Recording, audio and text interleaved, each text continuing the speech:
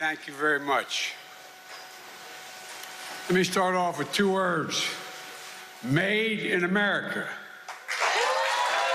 Made in America. And that's not hyperbole. I'm not joking about that, as you know. And I want to say up front, and the management here understands, and I'm proud of them, I'm a union guy. And I tell you what, I made it real clear to everybody, whether speaking to the National Chamber of Commerce or the Business Roundtable, the reason I'm the most pro-union president in American history is because you're the single best workers in the world. Not a joke. You know, a lot of people think that you just show up and you got a job. How about those 3, 4, 5 years sometimes of apprentice work that you're in fact getting full pay? It's like going back to school.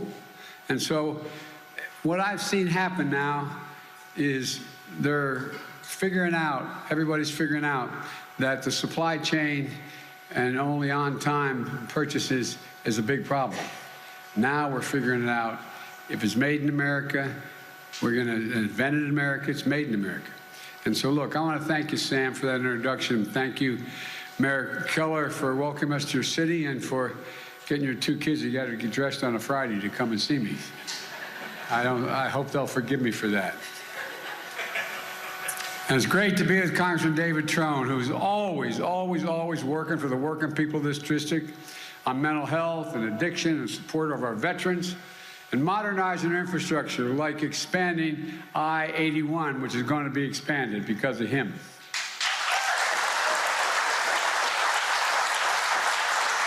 I want to commend the terrific leaders who couldn't be here today. Steny Hoyer, who leads the Democrats in the House, and Senators Cardin and Van Hollen, who are close and dear friends.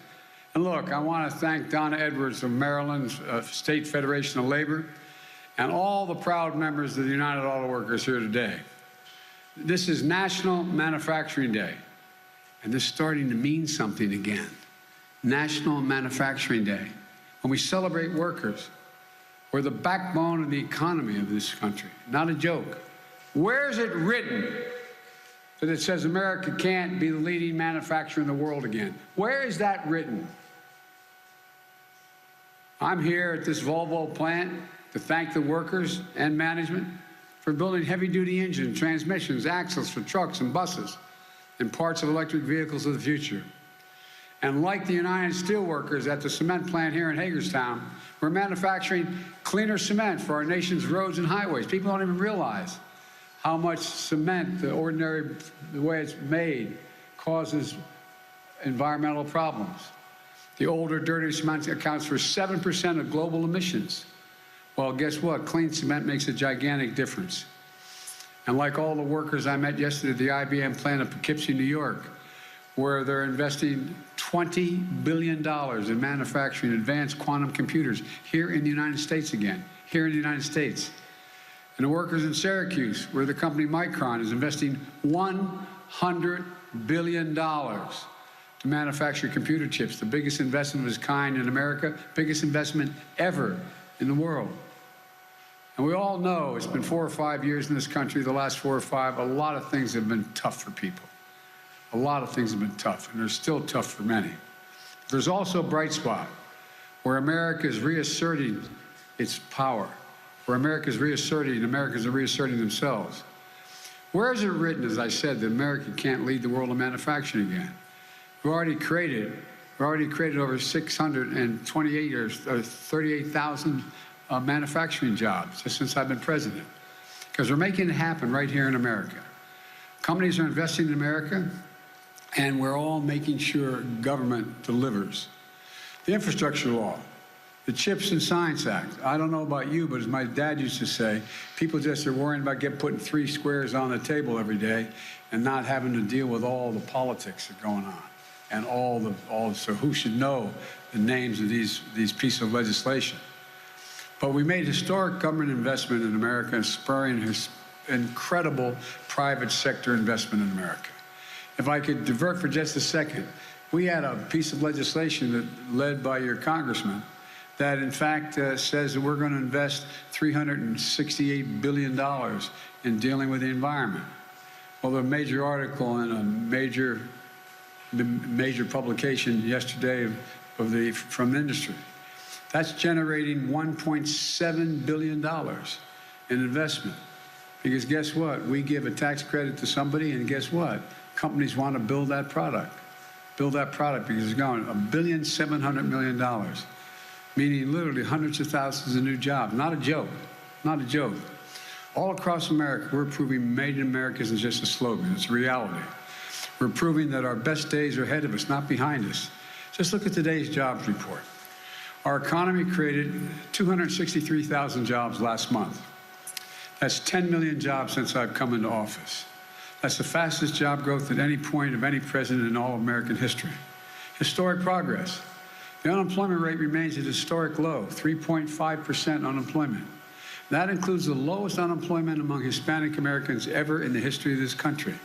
The second lowest employment among black teenagers ever. And this recovery has been the fastest increase of people re-entering the workforce of any modern economic recovery. But there's something else. Our job market continues to show resilience as we navigate through this economic transition we're in. For some time, I've been saying that what we need to do in this transition, we have to move from historically strong economic recovery to a more steady, stable recovery.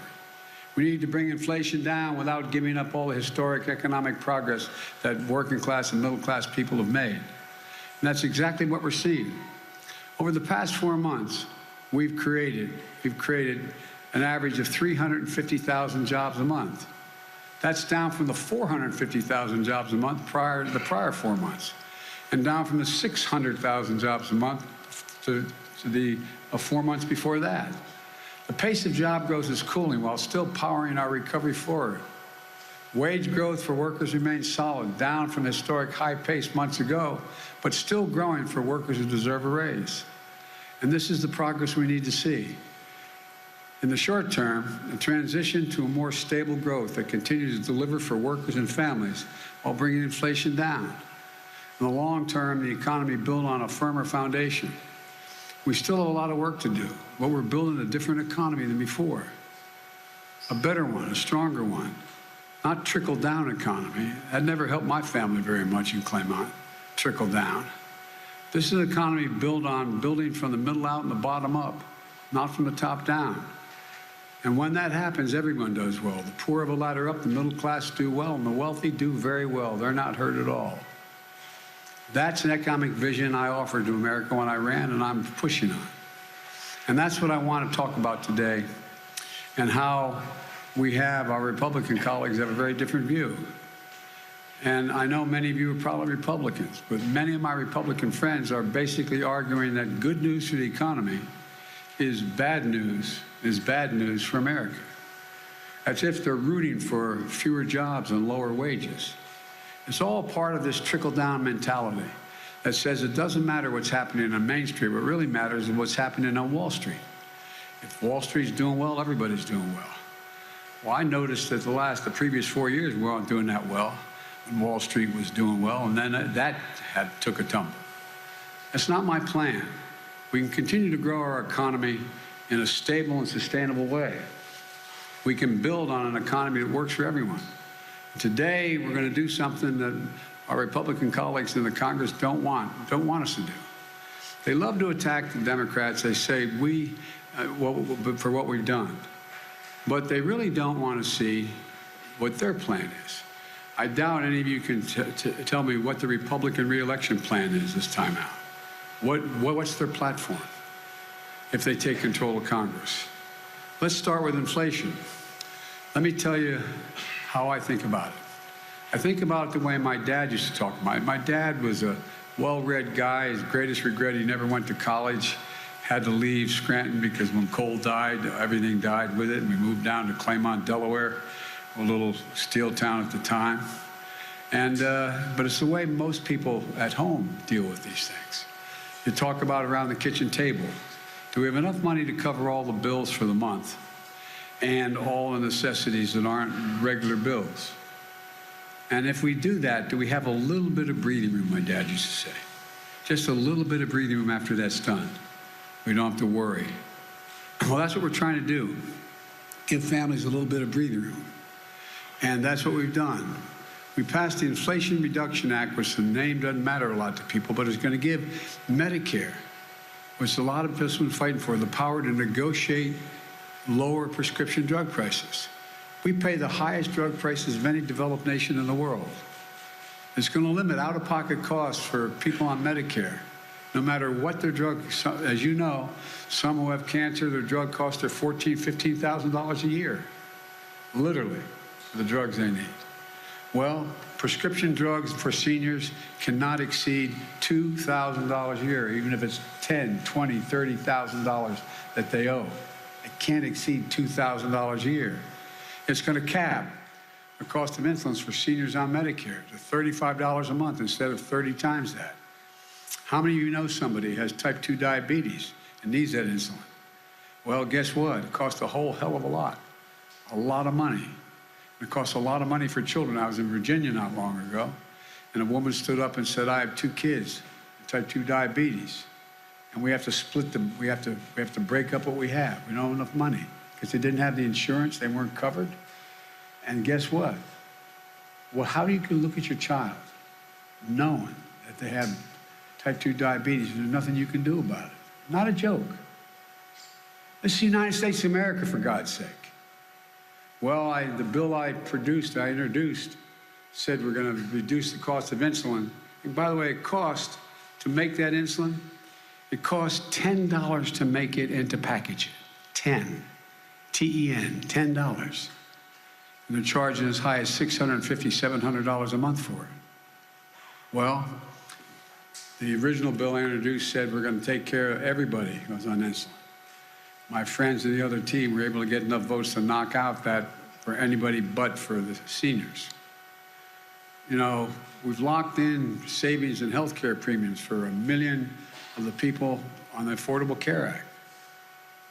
You know, one of the things that people forget is without the Affordable Care Act, anybody who had a pre-existing condition could not get insurance. Let me say it again. You could not get insurance if you didn't have a whole hell of a lot of money to buy a private policy. Well, it guarantees that people with pre-existing conditions can have insurance. We're making it possible for families to save thousands of dollars in energy savings in the legislation we have. Which, as I said, is going to bring $1.7 trillion off the market and investing in other jobs. And folks, for the first time in a long time, we're going to make sure the biggest corporations begin to pay their fair share of federal taxes with a minimum tax rate of 15%. In 2020, of the Fortune 500 companies, 52 made $40 billion and didn't pay a single penny in taxes.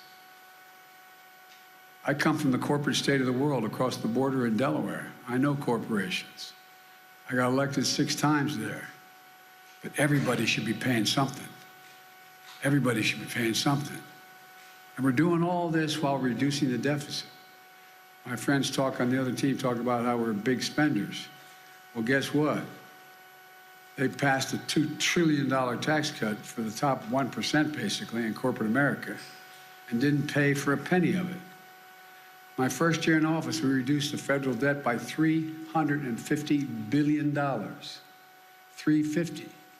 And this year, we're reducing it by more than $1 trillion while we're doing all the things we're doing. And allowing Medicare to negotiate drug prices is going to reduce it over the next 10 years, another $300 billion over the next decade. Every single Democrat voted for the Inflation Reduction Act, and every single Republican voted against it. Not only that, they're telling us that the #1 priority is to repeal, if they win, they're saying they're going to repeal the Inflation Reduction Act if they gain control of the Congress. Let's be crystal clear what that means. Republicans take control of the Congress means the power we just gave Medicare to negotiate drug prices goes away, gone. Prices go back up. If Republicans take control of the Congress, the $2,000 cap on prescription drug costs we just passed goes away, gone. If they take back the control of the Congress, the $35 a month cap on insulin for folks on Medicare we just passed goes away, gone. The savings on health care premiums we just got for 1 million Americans for Affordable Care Act, gone. And of course, it's not just the Inflation Reduction Act they want to get rid of, they still want to get rid of the Affordable Care Act. That means an end to protection for millions of people with pre-existing conditions who rely on the Affordable Care Act.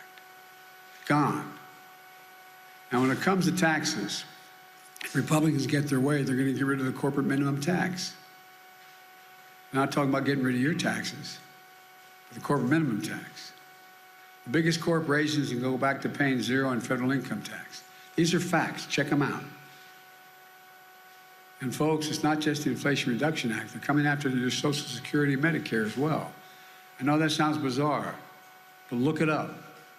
Senator in charge of electing Republicans in the U.S. Senate this year has proposed a plan to put Social Security and Medicare on the chopping block every 5 years. That means every 5 years, Congress is going to have to vote to either cut, reduce, completely eliminate, or vote for Medicare and Social Security again. What do you think is going to happen? What do you think? But that's not enough. You've been paying the Social Security and Medicare since you started working when you were 16 years old. And then there's a senator from Wisconsin, Ron Johnson. He thinks waiting 5 years is too long. And he says Social Security and Medicare should be in the chopping block every single year. If Congress doesn't vote to keep it, it goes away. Affirmative vote to keep it. You know the games that can be played in Congress, from everything from the dealing with needing 60 votes in the Senate and so on. It's not just Social Security and Medicare. He wants to put everything on the federal budget. Veterans benefits would have to come up every single year. It's not just this morning. I saw there's a report. You guys can, as they say, as my grandkids say, Google it. But a report that came out on CNN, it says, Republicans call Biden infrastructure program socialism. And then they ask for the money. And it goes through all of Republicans, the most conservative Republicans, who call it socialism, and how they're asking for it. A guy named Paul Gosar, he's written 3 separate letters to the administration asking for projects in his district. He says they'd enhance the quality of life, they'd ease congestion, boost the economy. Voted against it, says it's all socialism. Go down the list. Kentucky Representative Andy Barr, the biggest socialist agenda. 3 different projects he wants, citing the importance of the safety and growth of his district.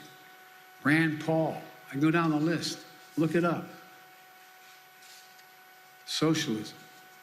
I didn't know there were that many socialist Republicans. Think about it. I'm serious. Let's get serious about taking care of ordinary people, regular people like I grew up. Folks, look, you can't make this stuff up. You got to say, and I got to say, I was surprised to see so many socialists in the Republican caucus. And folks, here's the bottom line.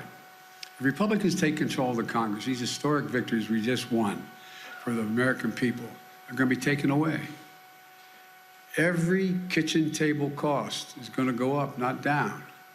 And I realize costs are going up on food, and I was able to bring gasoline down well over $1.60, but it's inching up because of what the Russians and the Saudis just did. I'm not finished with that yet. The cost of your prescription drugs and health care, energy, they'll all go up. Your protection of pre-existing conditions are taken away. Your Social Security and Medicare are going to be in the chopping block. But they don't want you to know that. They're not campaigning on it, but that's what they are saying. That's the documents they're sending out. Folks, when it comes to the next Congress, this isn't a referendum. It's a choice. It's a choice between 2 very different ways of looking at the economy. You got over 200 and some people in the Congress who still think the last election wasn't fair, that it was stolen. I stole the election. Even though every major Republican judge in the Supreme Court said, no, there's no evidence of any of that. None. But I stole the election. Folks, you know, we talk about democracy, whether it's at risk. Well, democracy is at risk in most places when the only definition of whether you win, you either have to win the election or it's been stolen.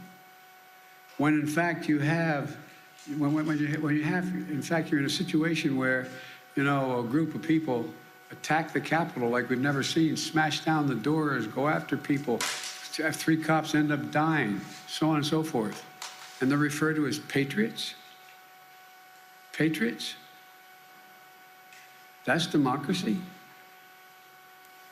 Well, look, there's different ways of looking at our country. One is to view it from Park Avenue, which says helps the very wealthy, and maybe it'll trickle down to everyone else. If Park Avenue is doing well, we're all doing well. The other view is from Scranton, Pennsylvania, where I grew up, or view it here in Hagerstown. The belief that the backbone of America, the people who get up every single morning and go to work and break their necks and making a living, the working class and the middle class, that's who built this country. And by the way, the middle class built America, and unions built the middle class. For real.